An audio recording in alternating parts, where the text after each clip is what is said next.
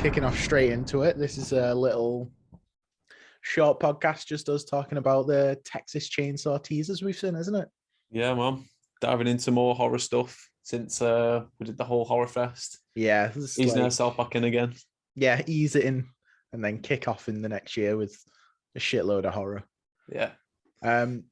So we've not seen much, have we? But we heard about a new Texas Chainsaw a while ago because I remember speaking to yourself about it. Yeah, because they released a poster. So they teased the poster at first, which like obviously got everyone hyped for it, but we didn't know when it was going to be released or like where it was going to be released. Obviously now it's been announced from Netflix. Yeah, which is interesting as it is. But that poster was fucking sick. So I'll put it up on here. But have you? Can you see it on your phone now? Have you got a photo of it up? Yeah, I've got it up, yeah. So obviously it's a sick, like it looks like an oil painting, like on a canvas or something that someone's done. But at the bottom of it, you can see Leatherface's shadow in it. If you look, where the chin is. Where the chin is, if you zoom in on it, you can see Leatherface holding his chainsaw up. I love stuff like that. Yeah, because it's quite an obscure. Oh my god, yes, you can. You see it? That's brilliant. I love that. Sick, isn't it? Yeah. Yeah. Yeah, and then just the tagline on it. So in 1974, the world witnessed one of the most bizarre crimes in the annals of American history. In 2021, the face of madness returns, obviously, but it's now 2022.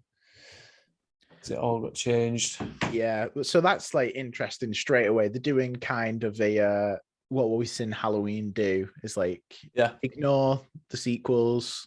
We're just going from number one, which is a shame because number two is fucking amazing. But yeah, it also makes it a bit creepier that like, fucking shitloads of years have gone by and he's just on his own in this fucking house. Yeah, so apparently he's supposed to be like around 60 years old now, and he's obviously still in his, what we assume he's still in his old house. So God knows what's happened since the woman escaped, because obviously you assume she would have gone and told the police about it. Well, go on, I'll let you carry on, because there's a little plot that's come out about this. So is it Sally, her name?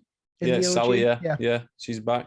Someone's back taking the role of Sally. It's not the original actress because she unfortunately passed away.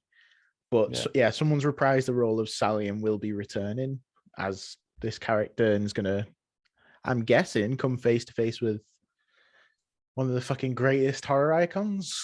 So I wonder if it's obviously going to start about. I know it's about these people they moved to that towards that sort of area, like Texas, and they're trying to film something. I can't remember what it exactly said. I read the plot, but you probably got it up there anyway. I wrote a few notes down. The spiritual sequel to the Texas Chainsaw Massacre franchise takes place 47 years later. Yeah. Ruth is 25 years old, San Francisco moneymaker who drags her young teenage sister with her to Texas on a business trip. Out of fear of leaving her alone in the city, the younger sister, Leela is an amateur photographer who is wheelchair bound and and it's not long until fighting for their lives against a 60-year-old Leatherface. Right. So I wonder if they just go out into the middle of nowhere and obviously someone mentions about this house and they want to go there to obviously photograph it. And why is it? It's another person in a wheelchair who's going to get slaughtered like on the first one. Good, like not good that they're going to get slaughtered, but fucking the amount of horror films where everyone's walking. Yeah, true. And it's it's a nice nod to the OG. Yeah, no, it is. To be honest, I like that. It is. It's cool. Yeah. The same in the second one as well, where you see the skeleton. I know the second one has nothing to do with this, what's coming out, but where you see the skeleton in the wheelchair and he's crying over his dead son is fucking a nice nod as well. So I'm sure there'll be like loads of references to the other franchises. Yeah, definitely. Other films in this franchise, should I say. I mean, that's what we got with Halloween anyway. Even the ones that weren't related to it, we got Halloween 3 nods and stuff. So yeah, fingers crossed. So it's Olwen Foyer. I hope I'm probably butchering that, so apologies. But that is who is taking the role of Sally. So that's the only, her and Leatherface are the only characters we actually know in this that's coming out. But she was in Mandy. She played Mother Marlene. So if you put yourself through that horrendous film, in my opinion, you'll have Sinner. How do you feel that it's Netflix doing this? Do you know what? Like some of the obviously like the majority of stuff Netflix has done has been like pretty good from what I've seen, to be fair. So I'm holding up I'm holding up high hopes for it to like be pulled off like really well. Yeah. But then again, I'm quite shocked that Blumhouse didn't get hold of it. I don't know what happened there. That's a Unless they good just had point. their hands full with the Halloween franchise, and then Yeah. yeah. But it's I was speaking to Lun about this, and he was saying, I just hope it's not got that 2008, 2010 color grading that he slated in like, you know, early horror films then. And we Yeah. spoke about it in Horror Fest. And I get where he's coming from, because if you've watched the teaser that's out on YouTube, it does give you that kind of feel. So reading into this a bit more, apparently they've used like vintage lenses to get that sort of this okay. feel, you know, the sort of worn look that you get with Texas Chainsaw. Yeah. So for like some of the murder scenes and maybe some of the like, you know, the burn scenes and stuff like that. But yeah, so I mean they've gone all experimental with it, and they're getting that like Texas Chainsaw aesthetic to it. Yeah, 100%. You know what I mean? Like rotting, it's all worn, all that sort of thing. And you know what? Like, I just watching the teaser, I got very excited because it's got like these weird, creepy visuals of nothing to do with the film, but like a slow moving chainsaw, and you can hear these like weird sounds in it. It's just great. There's that attention to like its eeriness. It's like you say, like worn and stuff. So in the bit in the trailer, did you see where he's bashing the walls through to get his chainsaw back? So like he's hidden it. Yeah, so it's like he's sort of been a recluse for a bit, and he's just sort of hidden it, and just, you know, obviously because all the murders happen and that, so you never know, the police might have come and like come to the house. You never, God knows what's happened to the family. Yeah, obviously I know some of them would have grown old and just naturally died, but we don't know the story. I hope we still see Granddad though. Granddad's still got to be in that wheelchair somewhere. Yeah, could be in that. Yeah, could be in the walls somewhere. But it just reminds me of Rob Zombie's Halloween. You know, when Michael comes back to the house. Yeah. And he's pulling up all the floorboards, and he gets his mask back, and he gets the knife in there and stuff like that. Which is like, you know, it's nice that there's a nod to the other way now, because you watch House of a Thousand Corpses and you're like, this is clearly inspired by Texas Chainsaw. Yeah. That's what I get from it anyway. And I thought watching the trailer as well, the very end, if you know anyone listening or watching hasn't watched it, definitely go watch it. It's not that long. And it doesn't give away anything, really. We're left guessing. But at the very end, you see the back of what is 60-year-old Leatherface holding up a mask of, you know, what is going to be a mask, and it's someone's face, like skinned off. And like just the back gave me a very like Tyler Mane feel from Halloween. Yeah. I was just like, oh, another little, you know, that's the feel I got from it anyway. I wonder if he's so there's loads of things to wonder about. Obviously, I wonder if that room's still in there, you know, the butcher room and stuff like that you see. I wonder if it's the same house, like, you know, or it could be another house that he's obviously moved into. Yeah. What's happened to the family? What happened after the events of the 1970? I mean, surely we're gonna, you know, pick up straight after. I think if Sally's coming back, you could do a flashback to that, because it's going straight from this. Then boom, like 50 years, 60 years later, however long it's been.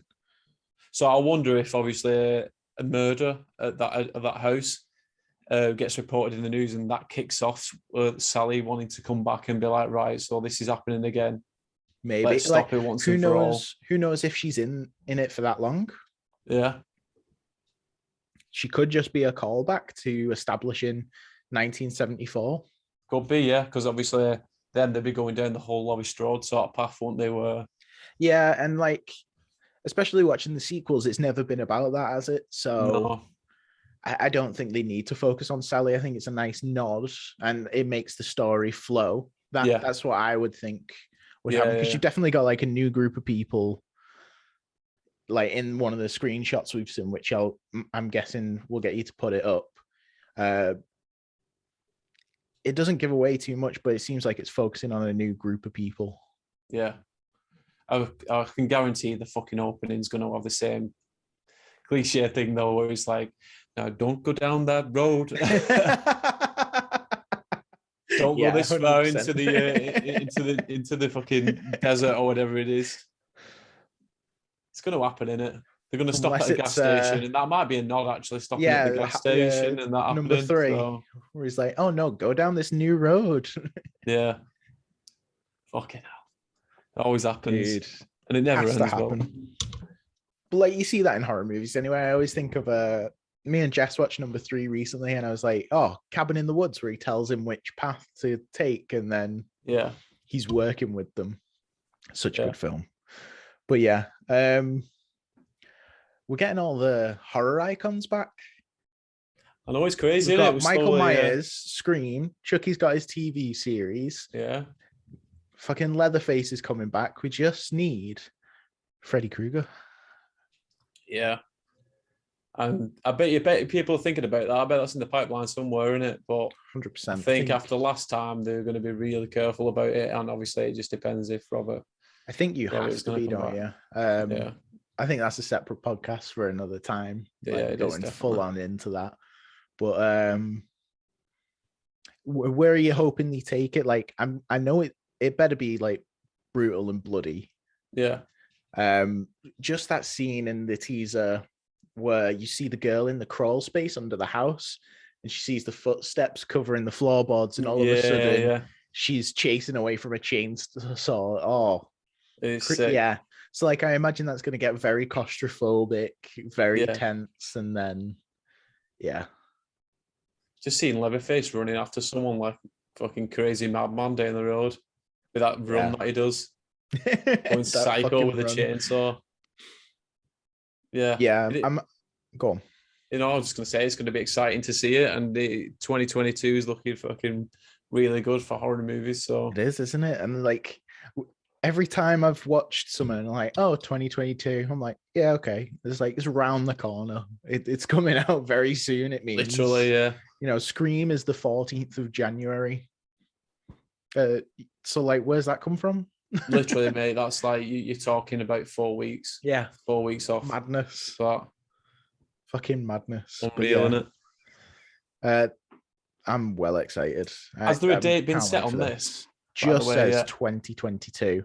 Right. I'm guessing it's straight to Netflix, isn't it? They're not going to do a cinema, which I suppose I would have liked to have seen it in the cinema, if I'm honest with you.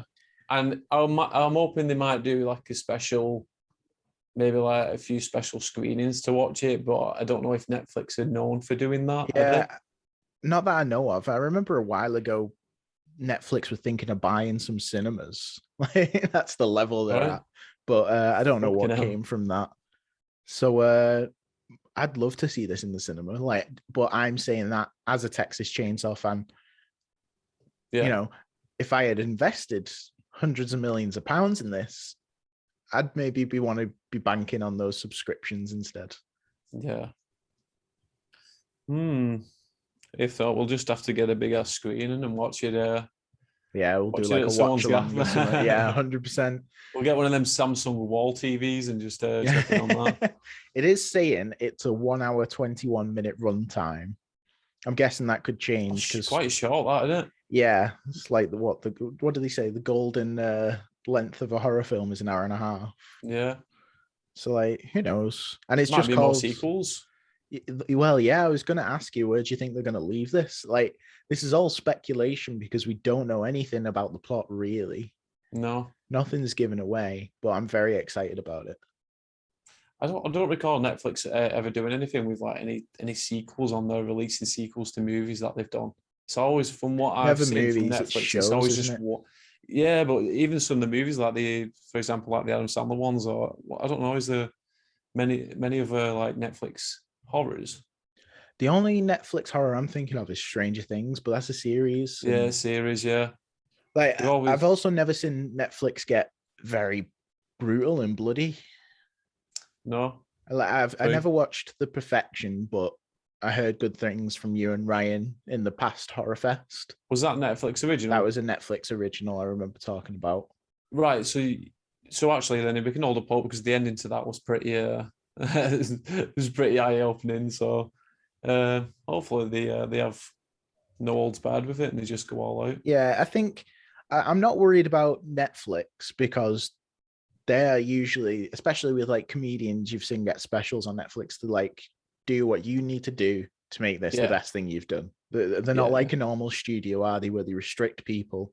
No, it's all up to the team and the directors and, you know, everyone working on the film. So we just got to wait and see, I guess. Yeah, man. Hopefully we get a date set in stone soon as well to place in our calendars. Yeah, we'll be doing an Earful watch party for ourselves, won't we? Yeah, definitely. Sick. Right. Let's leave it at that. Yeah. Thanks for listening, guys. Yeah, and thank you. if you don't see you before the new year from now, have a good Christmas and a good new year. And we'll see you on the flip side when Scream's coming out. The flip side, yeah. Straight away after New Year, we'll be back with some more horror stuff. And if you got any theories or know anything more than we've mentioned on Texas Chainsaw, let us know because I want to know. I'm excited about this one. 100%. Thank you. Thank you.